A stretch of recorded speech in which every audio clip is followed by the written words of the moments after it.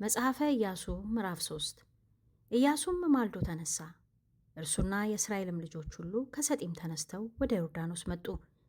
ሳይሻገሩም በዚያ አደሩ። ከ3 ቀንም በኋላ አለቆች በሰፈሩ መካከል አለፉ።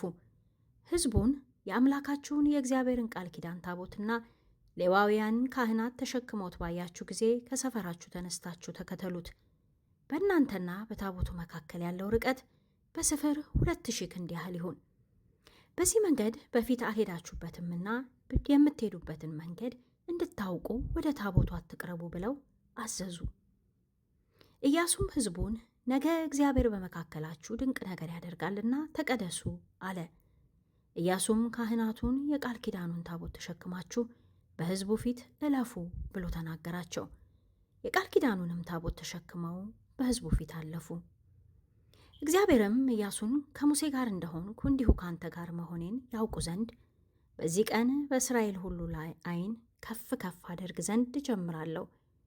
አንተም የቃል ኪዳኑን ታቦት የሚሸከሙትን ካህናት በዮርዳኖስ ውሃ ዳር ስትደርሱ በዮርዳኖስ ውስጥ ቁሙ ብለህ እዘዝ አለው። ኢያሱም ለእስራኤል ልጆች ወደዚህ ቀርባችሁ የአምላካችሁን የእግዚአብሔርን ቃል ስሙ አለ። ኢያሱም አለ፣ ሕያው አምላክ በመካከላችሁ እንደሆነ እርሱም ከፊታችሁ ከናናዊውን፣ ኬጢያዊውንም፣ ኤዊያዊውንም፣ ፌሪዛዊውንም፣ ጌርጌሳዊውንም፣ አሞራዊውንም፣ ኢያቡሳዊውንም ፈጽሞ እንዲያወጣ በዚህ ታውቃላችሁ። እነሆ የምድር ሁሉ ጌታ ቃል ኪዳን ታቦት በፊታችሁ ወደ ዮርዳኖስ ያልፋል። አሁንም ከእስራኤል ነገዶች 12 ሰዎች ምረጡ፣ ከየነገዱ አንድ ሰው ይሁን።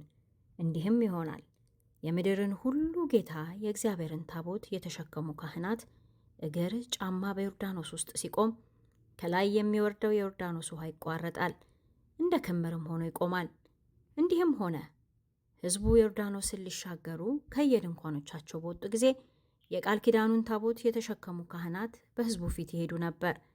እንደ መከር ወራት ሁሉ ዮርዳኖስ እጅግ ሞልቶ ነበርና ታቦት ተሸካሚዎቹ ወደ ዮርዳኖስ ሲደርሱ ታቦቱንም የተሸከሙት የካህናቱ እግሮች በውሃ ዳር ሲጠልቁ ከላይ የሚወርደው ውሃ ቆመ።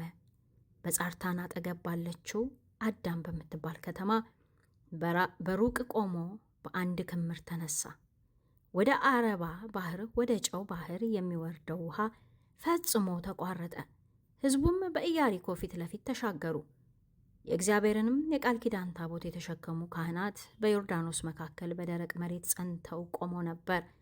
ሕዝቡም ሁሉ ዮርዳኖስን ፈጽመው እስኪሻገሩ ድረስ እስራኤል ሁሉ በደረቅ መሬት ተሻገሩ።